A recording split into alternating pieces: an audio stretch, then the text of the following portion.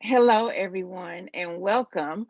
I am Dr. LaShonda Edie, Assistant Professor from Penn State University, and I am a crisis history expert and also specialize in crisis communication.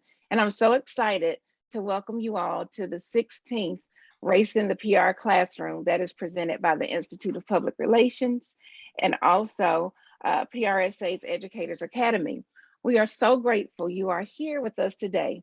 And joining me today from the Institute for Public Relations is Anitra Henry, Senior Director of Strategic Initiatives, who will be moderating today's session. Say hi, Anitra. IPR and PRSA Educators Academy have been partnering on Race in the PR Classroom since June of 2020. In that time, we have featured primarily BIPOC leaders talking about race in the classroom. Today, our conversation will center on the role of intersectionality in the public relations classroom with our two wonderful panelists, Dr. Natalie Tindall and Dr. Jennifer Vardaman. Before introducing our speakers, we want to recognize our sponsor, the University of Texas at Austin, Moody College of Communication. The Moody College of Communication believes in diverse, talented people and their collective power to change the world through communication. Thank you for sponsoring Race in the PR Classroom. We are so grateful for your support. Now to introduce today's panelist, Dr. Natalie Tindall is a professor and the director of the Stan Richards School of Advertising and Public Relations at the University of Texas, Austin. Her research focuses on diversity in organizations, specifically the public relations function, participatory culture, the situational theory of publics, and intersectionality in strategic communication practices. Our next panelist today is Dr. Jennifer Vardaman, Director of the Valenti School and affiliate faculty member of the University of Houston's Women's, Gender, and Sexuality Studies, and currently serves as a visiting scientist with Houston Methodist Hospital's Urogynecology Associates. Dr. Vardaman conducts research in public relations in the public health and healthcare field. Specifically, she investigates how women make decisions about healthcare options and how both interpersonal contact and mass media affect their decisions. Additionally, Dr. Vardaman takes an intersectional approach in exploring aspects of the public relations field, mainly around the gender and racial inequalities in the composition of the workforce. Thank you all so much for being here and for sharing your personal experience with us. Before we begin, I'd like to share a few housekeeping rules. This is a Q&A type forum. To ask a question, feel free to drop it in the chat or raise your virtual hand. Once you're called on, please remember to state your name and organization. If you would like to ask a question anonymously, please type the message to the hosts in the chat and we will read your question aloud. Only the moderators can see your question, so you will remain anonymous. Today's session will be or is being recorded and will be available for playback later today. Lastly, please remain respectful to our hosts and others on the call by keeping yourself muted at all times unless you intend to speak or ask a question. And now let's get started. To start, I welcome our speakers to introduce themselves. Dr. Tindall, would you like to start? Sure. Thank you so much. Again, my name is Natalie Tindall. I am the director of the Stan Richards School of Advertising and Public Relations here at the University of Texas. And it's a joy to talk about intersectionality, especially in the public relations classroom, because this is one of the research areas that this is one of my research areas, and it's been something that's been a passion and a purpose project for me for many years. And I stand on the backs of some of the people who are on this call. So I'm looking at Dr. Bailing Shaw, one of my mentors, and also a person who has talked about race and gender issues throughout her career. But I do think when we talk about intersectionality and we talk about the public relations classroom, many people would say, like, why do those things even go together? But intersectionality is more than the theory. It's also a practice. A practice is how you approach these issues, how you approach power, how you think about power and privilege in classrooms, and also to our students as well, thinking about how power and privilege intersect and how people understand how their cultures influence how they perceive certain things, and that changes how we communicate with them. So again, intersectionality, a lot of people would say that this is not something that's important to public relations classrooms, but I think this is so integral to what we do and how we teach our students, especially if they are being required according to new accrediting standards and also according to the culture that we live in to be responsible and be multicultural. This is definitely something that we have to do and have to think about. And so I guess, Jen, would you introduce yourself? Yes, thanks, Natalie. Yeah, this is an honor to be here today. Truly, I'm supposed to be teaching right now, and when I got the invitation, I was like, nope, this is something I love my students, but I find very important to discuss, and especially alongside Natalie. Natalie and I went to grad school together. We like sat in classes together, and so we've been friends and colleagues, and I think trusted, mentor. She's been a mentor to me at times, and throughout our careers. So I guess like almost 20 years, Natalie, by the way.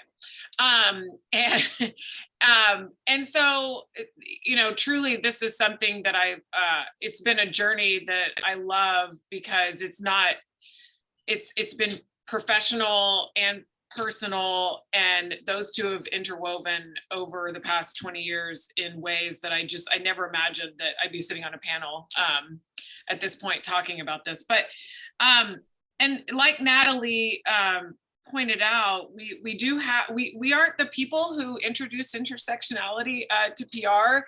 There were several scholars that came before us, and like she said, Bailing Shaw was one of them. And Bailing is actually, I'm going to also attribute this to her. When I was at Maryland, I had to get some extra credits during my master's program, and so she was there, and she said, well, come do like an independent study with me. And so I had no idea, and she said, okay, now go and read everything you possibly can about the waves of feminism, and because we're going to apply that to how PR students feel about education, and how they feel about gender in the public relations workforce. And so I dove in, and I started reading all the works from Angela Davis and Pat Hill Collins, and all of the scholars that came before, and still fortunately are here today. And it was such a wonderfully complicated, eye-opening experience for me as a white, middle-class, educated woman. And I realized that I could no longer just call myself a woman. Whenever I describe myself, the most salient thing I think of now is that I'm a white American woman, and that carries a lot of privilege. And so I try now to bring that into all of my teaching to some extent, which we'll talk about today, and then also into my research, because the next step after that really wonderful moment in my intersectional journey was Natalie and I applied to a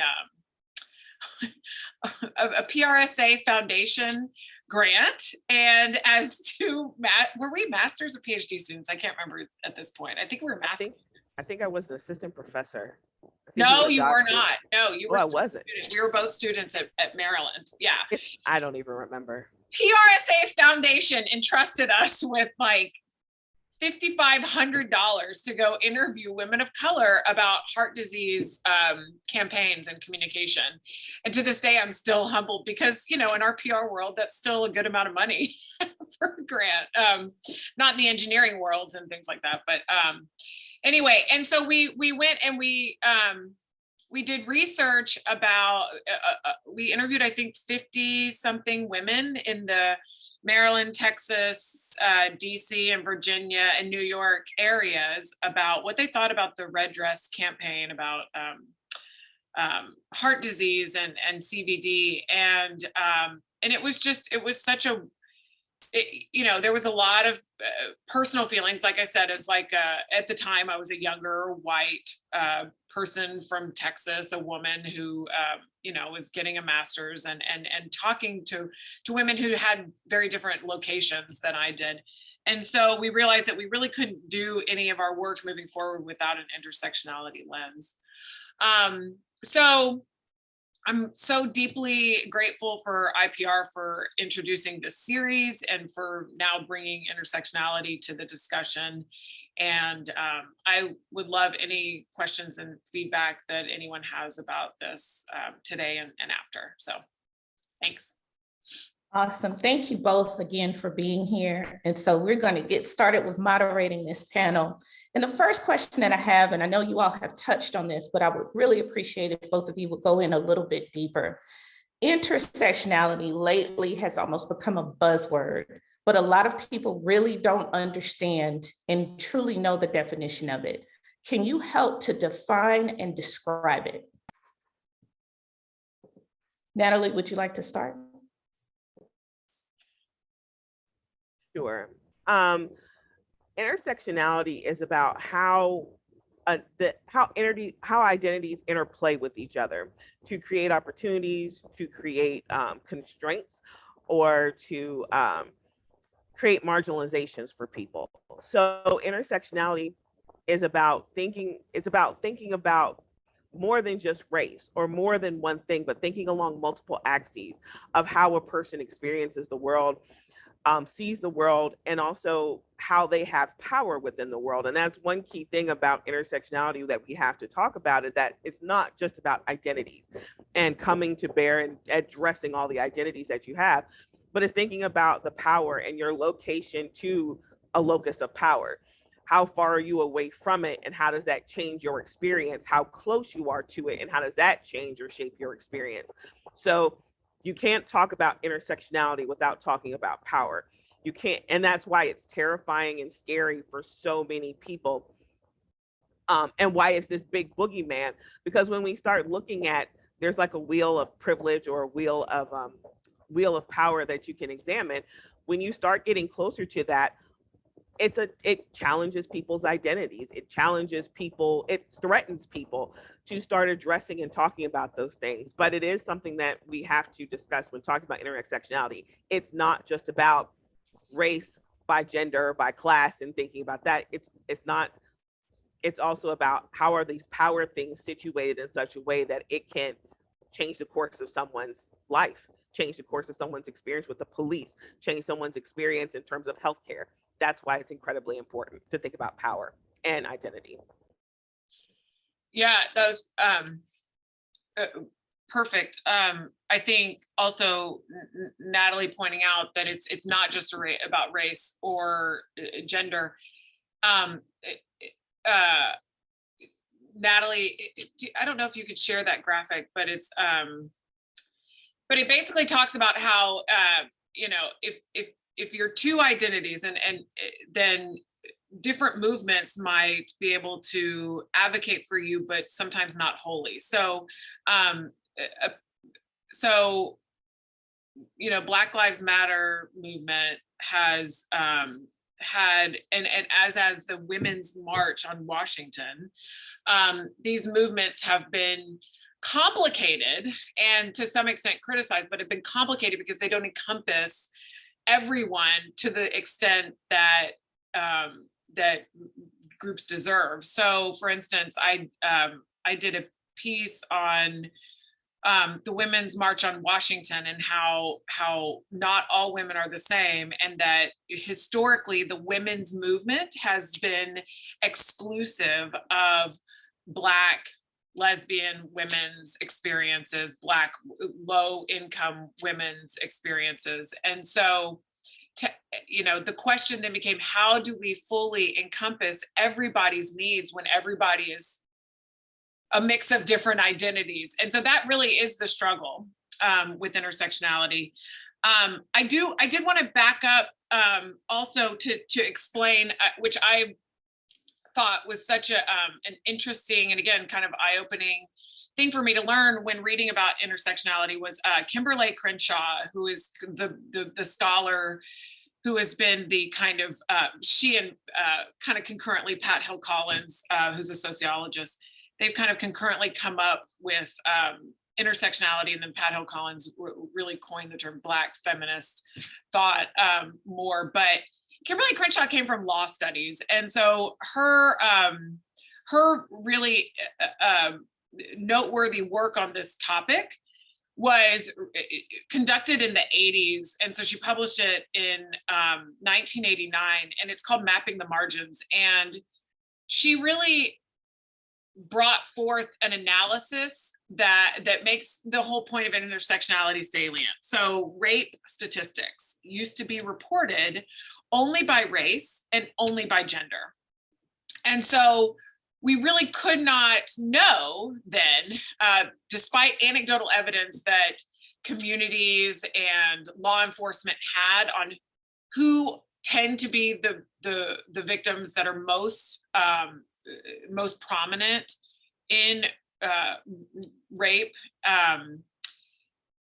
Despite the anecdotal evidence, we could not find from a statistical standpoint how the rate of rape among Black women or Latina women, because those statistics were never taken, they were never correlated, they were never measured. And so that's kind of the hidden data that persist and tend to have political implications and structural implications. And so that's why it's so important. Oh, perfect. That's why it's so important for intersectionality to be a new lens through which we look through. So it's not exclusive of race, it's not exclusive of gender or ability or nationality or any of other identities.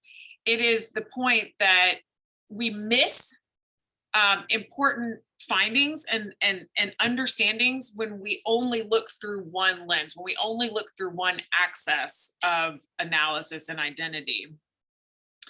And so also another point that I want to make is that at all times, we are every one of these identities, but at different points, an identity will become what's called a pivoting identity or more salient.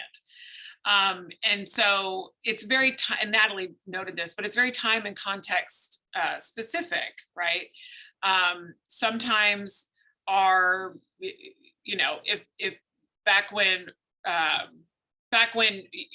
same-sex marriage was a big topic on the national agenda, a lot of our sexual orientations and preferences and identities became more salient, but right now other identities become important. But it still is very important to understand that not one, like all women don't experience the same thing, all lesbian women don't experience the same thing, and that intersections really do matter. And if we look deeper, we can understand more of how different contexts and times marginalize some groups and but also create opportunities for other groups.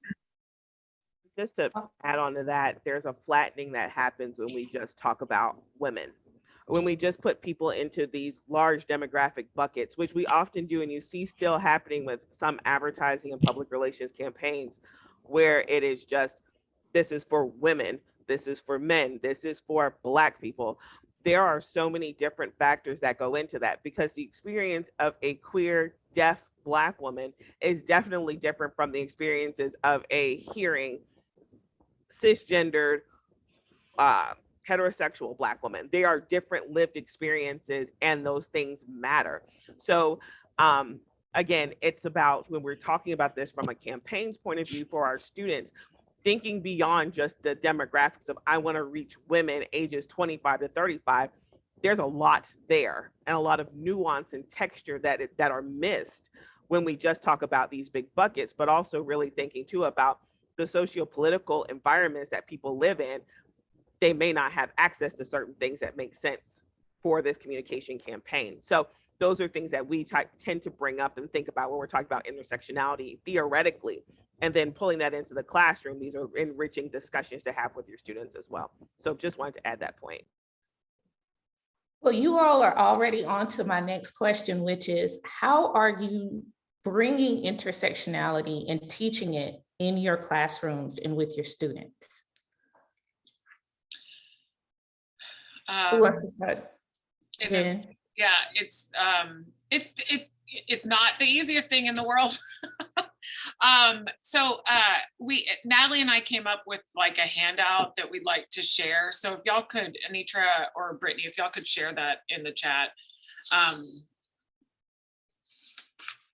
We're obviously not going to get to talk about everything. Because I think like ultimately, and Natalie and I have talked about this a ton, and I think this whole series on race has talked about this a lot, is I think intersectionality tends to fall under diversity and equity and inclusion discussions. And then the DEI discussion tends to kind of map the experience of ethics in PR. So meaning, we talk about ethics at the end of the semester in our seminar courses or in our survey, like our principles courses. And it doesn't get treatment throughout the process. It doesn't get treatment up at the front. And so unfortunately, it ends up kind of being this added on extra thing we'll talk about if we get around to it. And so I think it's always challenging to think through, well, what if we put DEI and or identity and intersectionality at the beginning of the semester before students really even know what the class is about, what PR management is about, what crisis communication is about, whatever class we're teaching. And so that's one thing that I've tried to start doing. And I think it's even in that discussion at the beginning when you're going over a syllabus about respect for each other, class policies, and really talking about this is going to be a respectful classroom because we all come from different perspectives. And so let's just put that out there now that this is not a neutral classroom in terms of race neutral or gender neutral, that these things do matter, and that we come to this class as someone from a very varied walks of life. So that's the first thing I wanted to point out, is that this trying to have intersectionality as part of every discussion. And I've included some examples in the handout, but Natalie, do you want to add on to anything? Yeah, I think, again, if we're talking about intersectionality and we're talking about power and identities, the first thing you have to do when you're thinking about this in your classroom is, how are you centering yourself? And sometimes in our classrooms, we need to think about decentering the professor, decentering what that professor looks like and who that professor is from the context of the material. So I think, again, thinking about the design of the class and the educational practice is incredibly important. When we're talking about intersectionality, like I said, it's not just a theory, but it's an approach. And it is I hate to say this is like a lifestyle choice. This is a way this is a lived thing that you actually practice and do. And I introduce myself to my classes and I always say, I'm Dr. Natalie Tindall. I am a Black feminist, and that influences my approach to how I teach in my classes. And I have to explain to them, I have an ethic of care. I'm going to be a warm demander in my classroom and those types of things. But I think acknowledging the fact that I do have an intersectional approach, I do have a feminist approach to teaching is incredibly important. But I do think before you even get into first day of class, thinking about the syllabus, decentering whiteness in your class, decentering Western ideas and Western practice and Western theories in your class is also something to consider. How are you bringing in unique speakers, unique voices, these diverse threads within your class in terms of guest speakers and lecturers? Also, in terms of the readings that you have, the videos that you show, all of that is incredibly important. But again, thinking about the power and privilege you have as a professor in a classroom and what that means and what that looks like to certain students, because some students have never had a professor that looks like me. And so I need to understand why that might be terrifying for some. And I need to know why why they embrace that and why they're happy about that. And then also too, how do we build momentum in the class experience so we understand that we're all learning and shaping and growing together. I, as an instructor, I continue to learn from my students. So that's incredibly important. So I also think we have to consider our institutions. Before the call, we were talking about the fact that Jen and I both live in this great state of Texas, which makes the news for many different reasons legislatively. And our lieutenant governor said they were going to do away with tenure. And also there's this manhunt for people who are doing critical race work, theory and practice. And that leads to an environment where it can be difficult to explicitly name certain things because you don't want to be on watch lists. You don't want to be targeted by people. So how do you work within those institutional practices? So that's incredibly important to think about as well when you're doing this practice. I am a firm believer in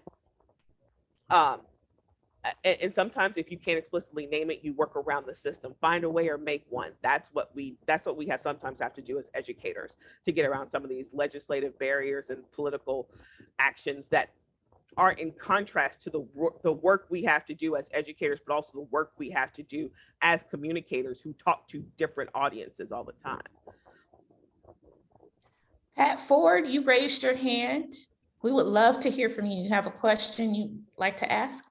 We probably moved on a little bit, but when Natalie was going through that, even you mentioned what you say at the beginning of your class, but I wondered if you would even just give some more examples of what exactly you mean by decentering yourself, decentering Western identity or whatever.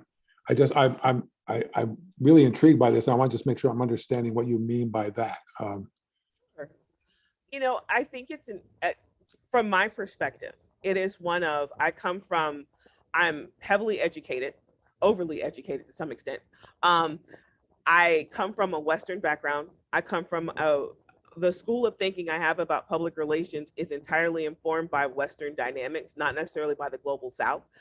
I also am coming at this too from a marginalized emerging minority community.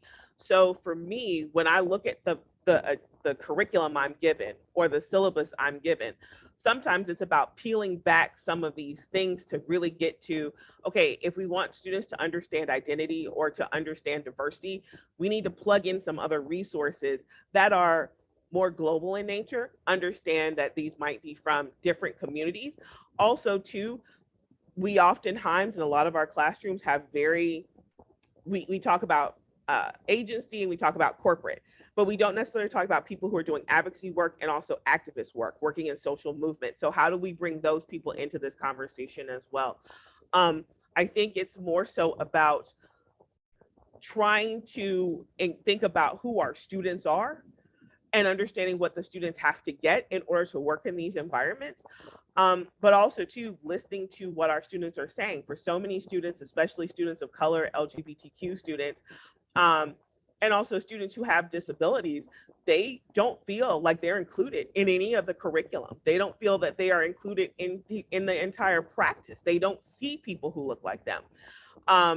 It is very difficult to teach people and want them and encourage them to go into practice when they will literally tell you, this is incredibly white. I don't see myself here. I don't know anybody else. None of my family do this and they think I'm crazy and I should be in med school. Why should I do this?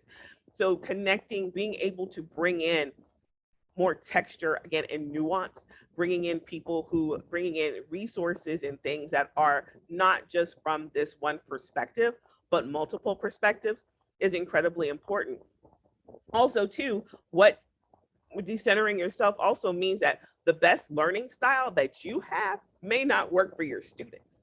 Just because you learn best by lecture doesn't mean that your students will. So again, it's also thinking about learning practices, learning styles, ways of disseminating the information.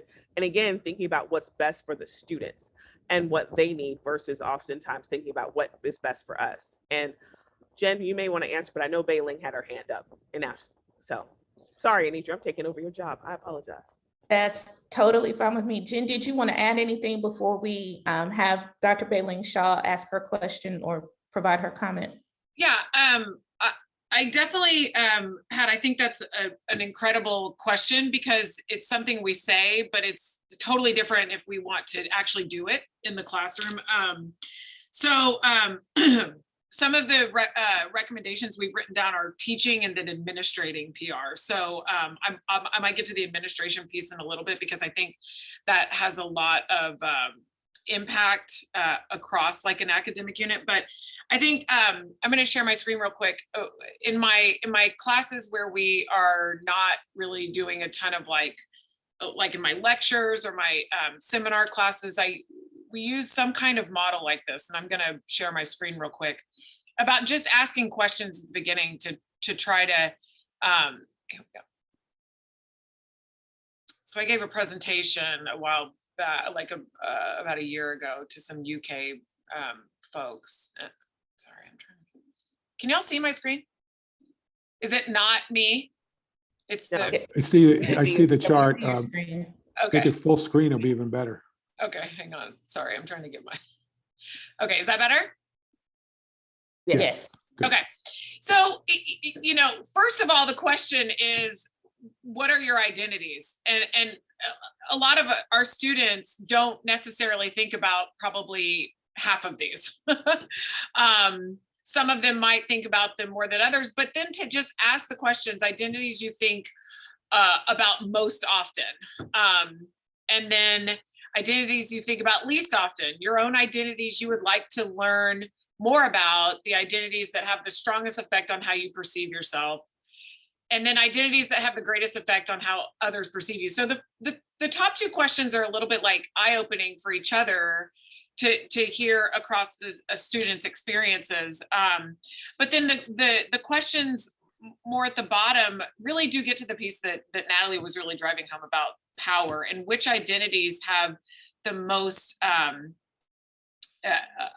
do people treat us based on the different identities? How do they treat us in the classroom? How do they treat us differently? And one thing that's a big, and I'm seeing it more and more as an administrator now, but one thing at University of Houston, that an identity among students that I had never thought about, and it's been a very kind of, again, eye-opening experience, is students who are first time in college, and their parents are immigrants, and so they're living at home still with parents. They're caretaking parents. They pay for themselves to go to school.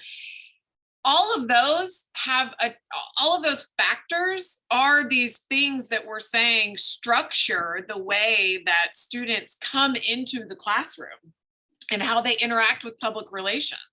I've been I'm screaming at my students about get experience, get internships, etc. And some of them are able to do that, but then others are like, I have to work to take care of my little brother who has a learning disability, and that's what I'm doing while I'm going to school full time. So just hearing each other's experiences, that's one way that we decenter whiteness. And also another piece that we should point out is that whiteness is not just about race. It's very much started off as race, but whiteness, because of intersecting identities and those which tend to be privileged historically, they tend to also, whiteness is very commingled with maleness, and and masculinity.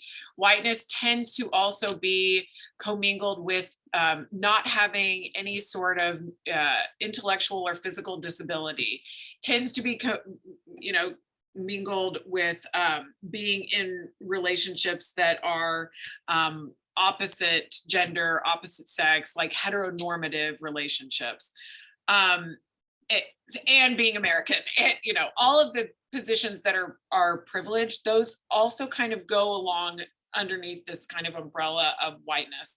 And so it's not just about race, but having the discussions with students about which identity, here's a bunch of list of identities. We all have each one of them. I have a race, I have a gender, I have a nationality, I have a religious affiliation, I have a first language, etc. And so do you. And then which one are the ones that you think about most often? So I think even just starting with something basic like that is a really great way to share in a more productive and non-threatening way. Can I just jump in here really quickly? So thinking about that social wheel, for a lot of students in our classes, we actually give them clients to work with. And so clients can also be a factor in which you diversify your classroom and think about intersectionality and power. But a lot of students approach that as if they are the intended public.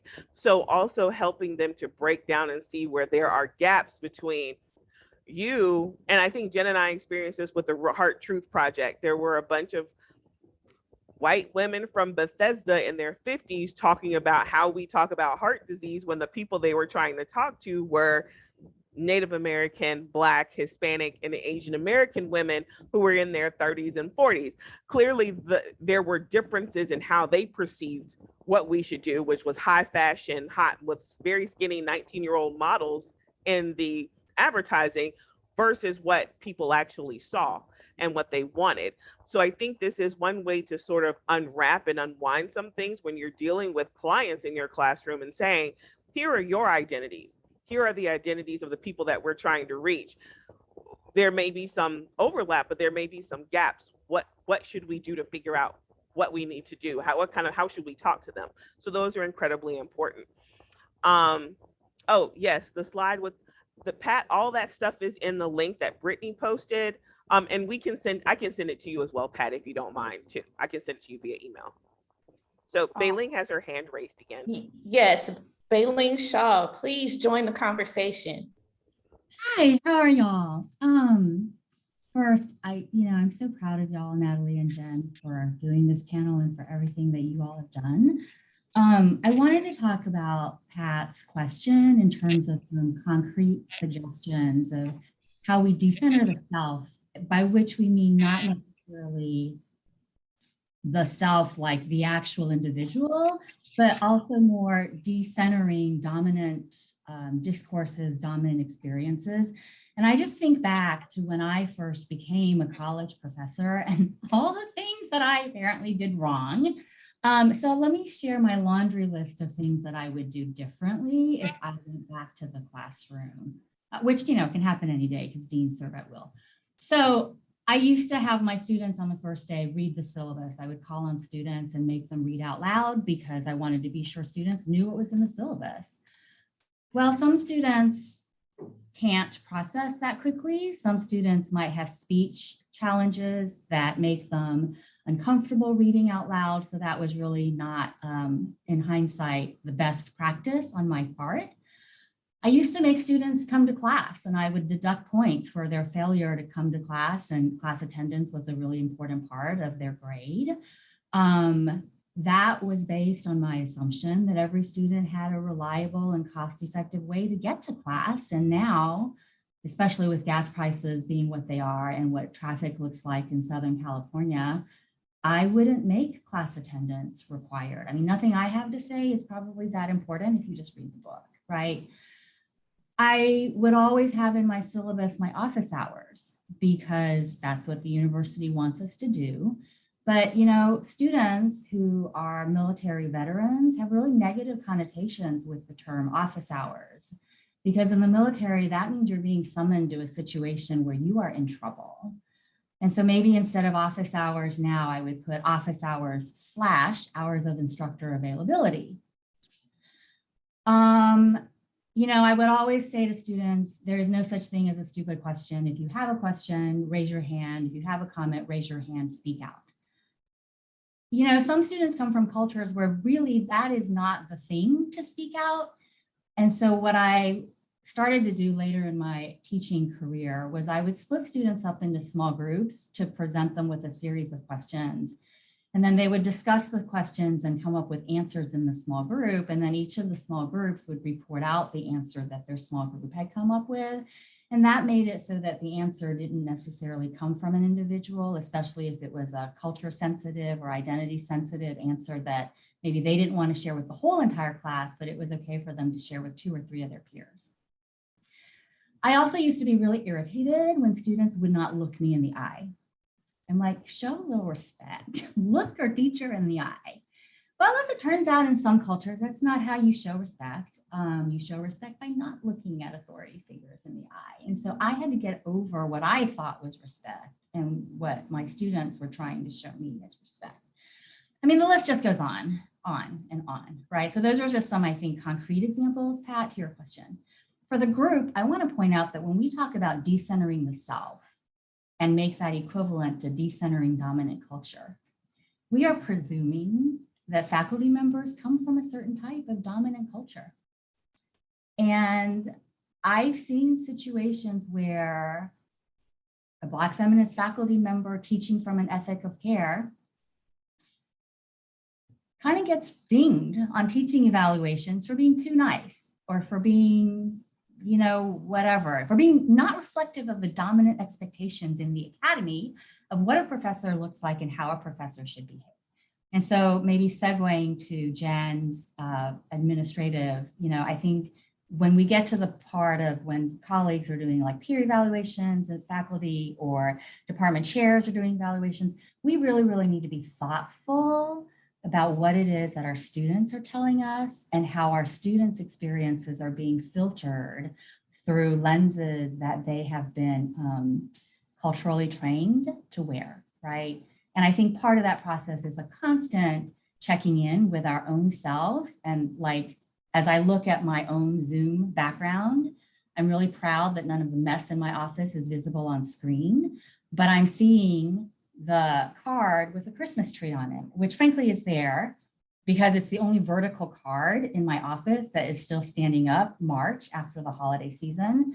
But it occurs to me that having that card might send a message that I am not intending to send about what my religious background may or may not be, and therefore what holidays I may or may not value. So I'm turning off my camera and I'm moving that card. Thank you. Thank you, Dr. Shaw. Heather, you had your hand raised. Hi, I did. Let me see, can I take it down? Okay, great. This is such an interesting, important conversation. And I think a lot of what we've been talking about is pedagogically, how to engage in our classrooms and engage in our students and decenter ourselves. But I also would love to hear your ideas about the content that we teach. So for example, right, when we all start talking about audience segmentation, right, which can be a really sort of boil things down to a really simplistic level of how to think about different communities that we might address in a campaign, for example.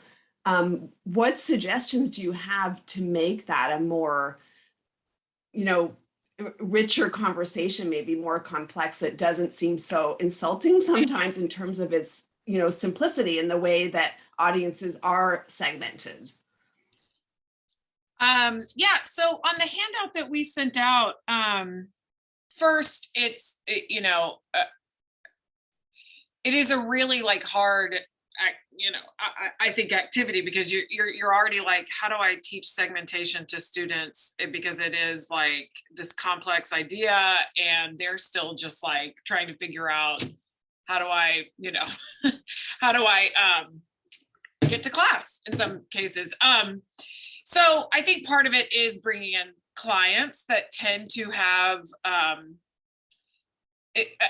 my argument is that there's intersectionality in every single case study and every single client, but some of them are much harder to drill down to, right? So, so if you can select class clients that tend to make the case for intersectionality a little bit easier to get to. So I'll provide an example of one that I'm working on from like a research standpoint, and I've brought into my classroom because have had students working on it. And so it's basically teaching Latino communities in 3 different cities throughout the US, including Houston, about Alzheimer's and dementia-related diseases, because Latinos tend to have, much higher rates of Alzheimer's. And so there already we have a salient race identity. Also, there's a salient age identity. And so what we've been really trying to do is say, okay, well, what are the messages that go out, that should go out to these groups, and what are the channels? Well, in doing some research, we realized that there's some complicating issues because a lot of older Latinos are not on social media. However, younger family members are. And so we've really thought through, okay, and in research, they have said, well, the messages need to be about the family, right? They need to be intergenerational messages. And so really thinking through, how do we get to these groups if we consider like primary publics and secondary publics, having the younger generations being the secondary publics, and we send messages to them on Instagram and TikTok about this. We're going to end up making telenovelas about this. Our media production students are.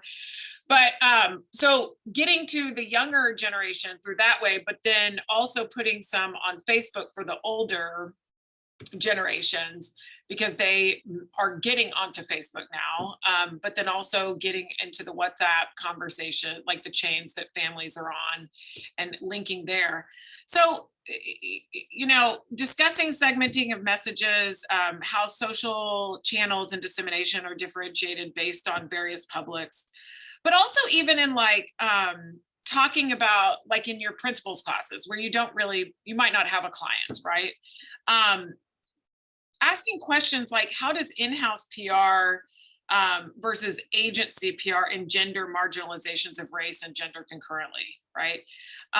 Because a lot of us know kind of those innate differences, and we can even bring our experiences to the room about, what it was like working in-house and what it was like working at an agency. What would it have been like if I were what do the statistics say and the research say about what experiences are like for Black women in agencies versus white women? I have an experience of being a white woman, but I don't have a Black woman. But we can look at the gender gap and the race gap, the pay disparity research to kind of paint the story a little bit more. Also, looking at the qualitative studies done by like Lee Edwards and Donald Pomper about people of color's experiences working in the field. And right there, we're still teaching about what it's like working in an agency. We're still teaching about what it's like to work with a client. But why not, also bring in the question of what was the experience for this person like for being, a Muslim man in the UK versus, a white American woman. All right. Now, And I think too, I'm looking at Dr. Sol-Yi Kim. I think she's on the call.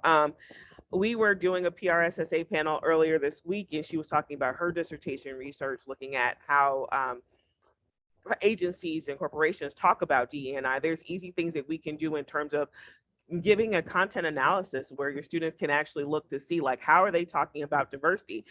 Are they talking about it intersectionally, or are they just or what are the main identities that they talk about? Are there overlaps? Do they talk about that type of thing? When we're talking about like building campaigns and things like that, I think one thing we have to start thinking about more of is really community, not defined by demographics, psychographics, and all those types of things. I still have my students go through and think about what are the geographics, what are the demographics, psychographics, the technographics, where are they at online? What are their behaviors? But what communities are they a part of? What's the imagined and real communities that the group of people we're trying to talk to are a part of?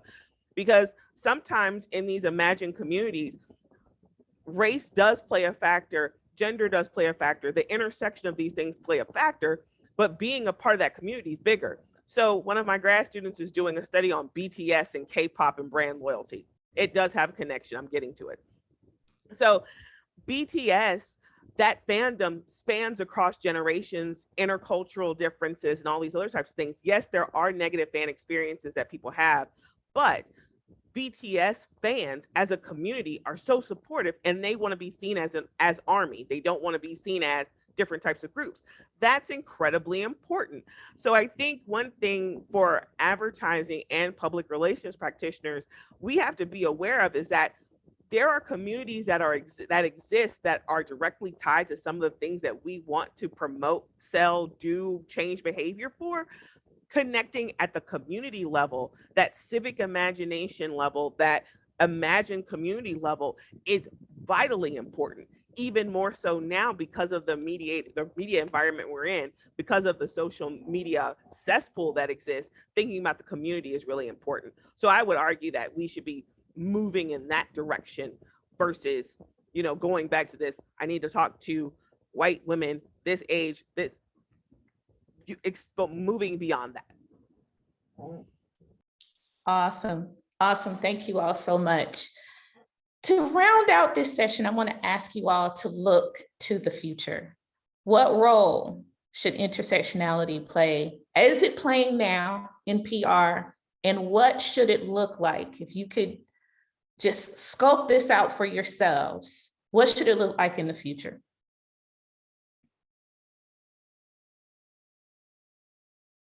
Who would like to start? Dr. Jen, would you like to start? I think it's something that should go in all textbooks. I'd like it to be at the beginning of all syllabi in courses. From an administrative standpoint, I'd like every college of communication and every college, wherever communication, public relations, academic units are housed, I'd like to see that there's someone at the college level and in the dean's office that is overseeing diversity, equity, and inclusion and the intersectional identities, particularly around making policies to retain students based on their intersecting identities. So again, one example that we're thinking through here is scholarships are great for students while they're here, but afterwards, especially when they might not have that job secured when they graduate, they still have to pay for student loans to some extent. And so we're thinking about seeking out scholarships specifically for students who need to repay loans in the coming year after they graduate. And that is clearly speaking to students who tend to kind of fall at the intersecting marginalizations, right? It's not the very privileged white student who, whose parents are generations in college. Those aren't the students that are going to be seeking those types of funds. So I think retention and support and wraparound type services from an administrative standpoint is really important, and helping students get internships in our field paid. So we're also separately trying to seek money to support students who can't get an internship because they have to work to support their families, and so we're trying to find scholarships to give to them so they can go work and get the experience that they need. Because I tell my students all the time, if you don't have an internship or some kind of experience while you're in school, then you're not going to have it. You'll have an internship with your bachelor's in hand, and that's not really where we want to be. So I think so it's not really like yes, in the classroom it's important to have these conversations, but also looking at it from like a broader standpoint of supporting the fact that they're here and that we want to try to make the entire process for them as advantageous as it's have been for the most privileged groups. I just want to make a quick pitch for this book. I'm not sure if you can see it because of my background, but it is Intersectionality in Action, a guide for faculty and campus leaders, for creating inclusive classrooms and institutions. You get to see my cluttered house behind me, but this is the book. I do think that it was edited by Brooke Barnett, who actually was at Elon University and now is at Butler, I think, in Indiana. I do think that this is a great textbook that, not textbook, but book that offers suggestions, concrete suggestions on an institutional level and an internal level, and in terms of faculty development, staff development, and then in the classroom level. I think that when we're talking about how I would like to see this, intersectionality has to be woven into the DNA of what we do. And that means that it needs to come from the top down at every institution, whether that's a university, whether that's a college, whether that's a department, whether that is your agency, whatever it is. And we need to be mindful of it because this impacts at every single level. It's how your employees understand their work experience and the psychological safety. It thinks about your classroom and the psychological safety that people have and the accessibility that people have. And their connections to certain things. It's about how people feel in your departments and the culture that's created there, as well as in your institution. So what I'd like to see is more leaders who are thinking about this from an intersectional perspective and aren't afraid to acknowledge it and talk about it and dissect it in that way. I do feel that we are in the backlash phase right now of things that happened in 2020 with George Floyd, the DEI movements that emerged from that. And now people are sort of seeming like, well, we have other things to worry about now. Let's move this off.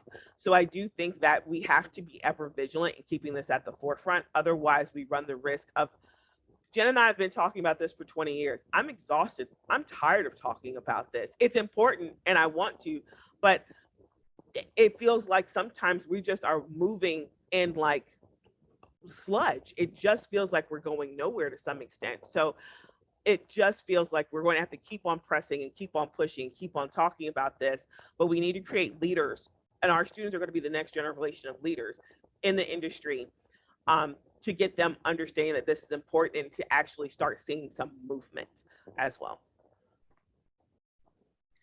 Awesome. Thank you all. Thank you both, Dr. Vardaman, Dr. Tindall, Dr. Edie, for being here and helping us host and have this very important conversation on intersectionality.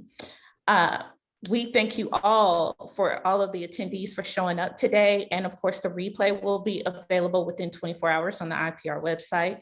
Again, we would like to thank our sponsor for this session, which is University of Texas at Austin, Moody College of Communication. Because of their generous gift, we are able to offer our guests a stipend for their appearance on Race in the PR Classroom. We look forward to seeing you all hopefully next month on our session before we go on break. And next month, we will be talking about the 10-year process for Race in the PR Classroom. And I hope you all will be able to join us for that. And again, we look forward to seeing you all soon. And thanks. Have a great day. Thank you.